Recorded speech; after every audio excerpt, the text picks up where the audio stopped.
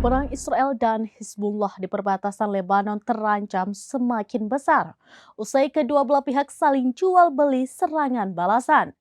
Bahkan pimpinan dari kedua pihak sudah mengumumkan kesiapannya dalam perang di perbatasan Lebanon.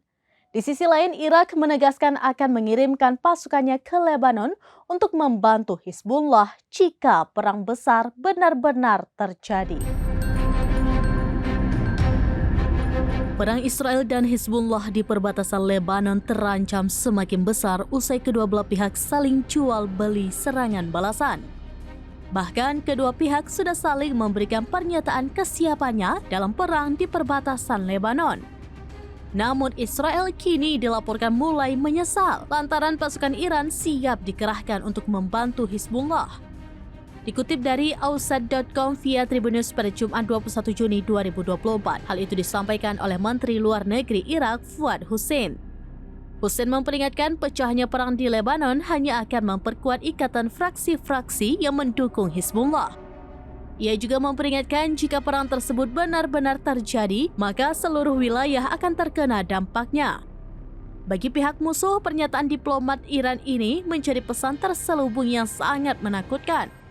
Pasalnya, pasukan Irak akan menempatkan posisinya jika front Lebanon mengalami eskalasi lebih lanjut.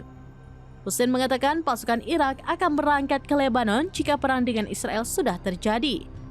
Pernyataan ini menjadi peringatan keras untuk pasukan pertahanan Israel, sebab pasukan perlawanan akan berbondong-bondong membantu Hizbullah baik dari sisi bantuan amunisi maupun pasukan secara langsung. Sementara Israel hanya memiliki Amerika Serikat yang menjadi sekutu utamanya.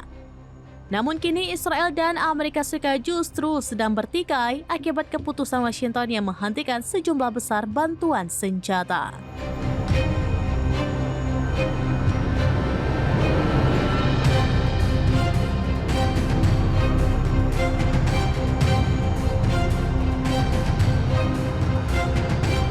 Demikian informasi terkini Syedar Alun. Saksikan terus beragam informasi lainnya. Jangan lupa like dan share seluruh akun serambinews.com. Download Tribun X sekarang, menghadirkan lokal menjadi Indonesia.